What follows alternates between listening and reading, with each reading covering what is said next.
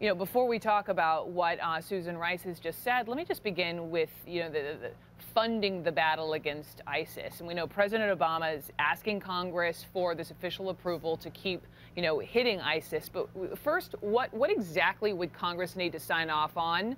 And where do you think the political battle lines will be drawn?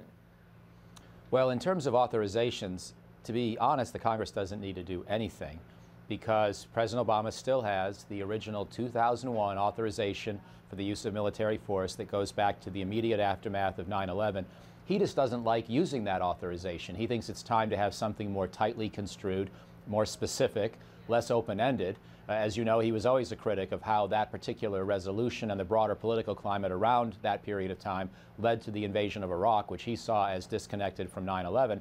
And therefore, he doesn't want to leave legislation still operative that could allow that to happen again. So he's just not comfortable with the authorizations he already has. But in fact, that's what he's been using to deal with the Iraq and Syria crisis of the last 8 or 9 months. So that part of it doesn't really require congressional action at any given moment in time. It's the authorization for funding. It's the additional money that he'll need, but he's got money for this year. So it's really just for next year's debate, based on the budget request that was offered to Congress this very week.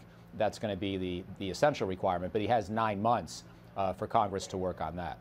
Okay, so with the funding then specifically, and let's look ahead to this potential fight over dollars and cents here. How do you think that line will be drawn, and will he then continue on the airstrikes as he waits for that sort of approval? Yeah, I think that's not going to be an issue, frankly, because the whole country is rallied around this particular operation, because obviously ISIS is so horrendous and the money is not huge. The risks to Americans are not huge. The pressure is probably going to be in the direction of whether he's doing enough and whether he should be doing even more. And in any event, he's got several $billion that he can use to wage operations from now through September 30th, which, as you know, is when fiscal year 2015 ends, and when in theory he would need new monies for October 1st and beyond. But again, that's 8 months away, so he's got plenty of time for that budget debate. Let's talk about Susan Rice. She just spoke there at Brookings. She talked, we've pulled some sound from her talking about the current media and political climate. Here she was. We cannot afford to be buffeted by alarmism and a nearly instantaneous news cycle. We must continue to do the hard work of leading in a complex and rapidly evolving world, of seizing opportunities and of winning the future for our children. Strong and sustained American leadership remains as essential as ever. Michael, I guess my question out of that is more on strategy. We've heard so many different top brass in the administration saying the goal is to dismantle, destroy ISIS. But have they made the strategy clear? Well, I think that, first of all, Dr. Rice did a good job on explaining the strategy for most parts of the world. But I think when you apply it to Syria, it's not particularly compelling to most people that we do have a plausible path to success. For Iraq, I think we do. It may or may not work, but it's plausible. And you know how you might have to adjust it along the way if it doesn't show promise. We've got a government to work with.